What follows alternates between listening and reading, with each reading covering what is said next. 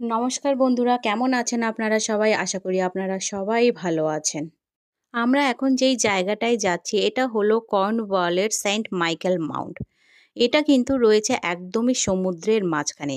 তাই এই জায়গাটায় যাওয়ার আগে কিন্তু অবশ্যই টাইডের টাইম জেনে তারপরেই কিন্তু যাবেন।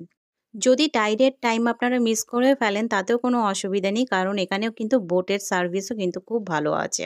ফাইনালি আমরা হেঁটে পৌঁছে গেলাম সেন্ট মাইকেল মাউন্টে। এখানে আসার পর চারিদিক থেকে ভিউটা অসম্ভব সুন্দর লাগছে, কারণ এই সেন্ট মাইকেল মাউন্টটা কিন্তু রয়েছে পুরো সমুদ্রের মাঝখানে। চলুন এবার সেন্ট মাইকেল মাউন্টের চারিদিকটা একটু ঘুরে দেখি। আমরা যে রাস্তাটা দিয়ে সেন্ট মাইকেল মাউন্টে আসলাম সেই রাস্তাটাই কিছুক্ষণ পর পুরো সমুদ্রের নিচে তলিয়ে যাবে এবং নানা রকম জাহাজ সেখানে চলাফেরা করবে।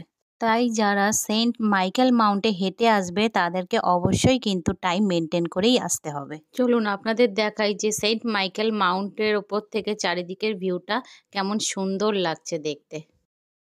এই সেন্ট মাইকেল মাউন্টে কিন্তু বোটে করেও আসা যায়, তবে বেশিরভাগ মানুষই কিন্তু হেঁটে আসাটাই বেশি পছন্দ করে, কারণ এই রাস্তাটা দিয়ে হেঁটে আসার যে আনন্দ সেটা একদমই অন্যরকম। এইখানে কিন্তু খুব সুন্দর একটা গার্ডেন রয়েছে, যেই গার্ডেনের ভিডিওটা আমি এই ভিডিও শেষে আপনাদেরকে অবশ্যই দেখাবো। এই জায়গাটা বিশাল বড় আর ভীষণ সুন্দর জায়গা, যেখানে খুব সুন্দরভাবে কিন্তু সময় কেটে যায়। চলুন এবার আপনাদের দেখাই সেন্ট মাইকেল মাউন্টের গার্ডেনটা।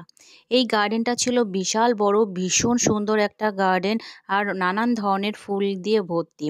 আর এই সেন্ট মাউন্টের ওপর থেকে কিন্তু এই নিচের এই ফ্লাওয়ার গার্ডেনটা কিন্তু অসম্ভব সুন্দর দেখতে লাগছিল।